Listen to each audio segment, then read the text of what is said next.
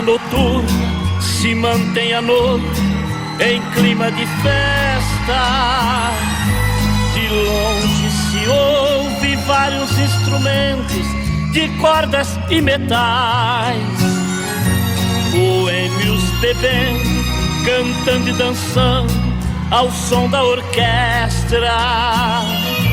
Um som estridente que lhe deu o nome de som de cristal. A casa noturna, boate falada, lugar de má fama, com as portas abertas durante a noite, entra quem quiser. Porém nesta noite, sem que eu esperasse, entrou uma dama. Fiquei abismado, porque se tratava da minha mulher. Ela se cansou de dormir sozinha, esperando por mim, e nesta noite resolveu dar fim na sua longa e maldita espera. Ela não quis mais levar a vida de mulher honrada, se na verdade não adiantou nada ser mulher direita conforme ela era. Ela decidiu abandonar o papel de esposa para viver entre as mariposas que fazem ponto naquele local. A minha vida, muito mais errante, agora continua. Transformei a esposa em mulher da rua, a mais nova dama do som de cristal.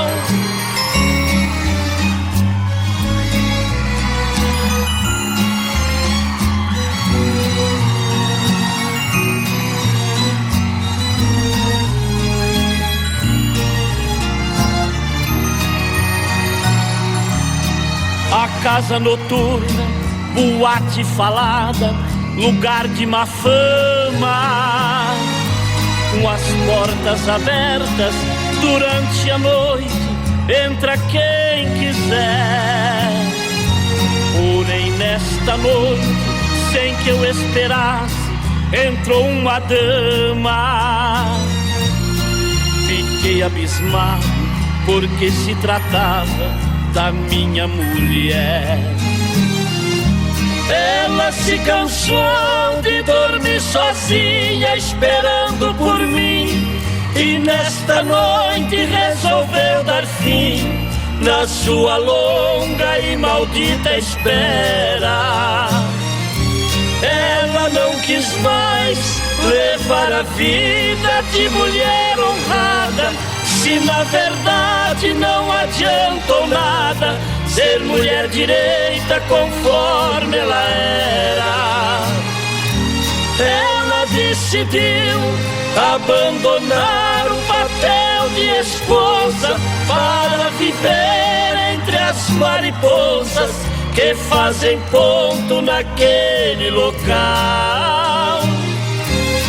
A minha vida, muito mais errante, agora continua. Transformei a esposa em mulher da rua, a mais nova dama do som de cristal.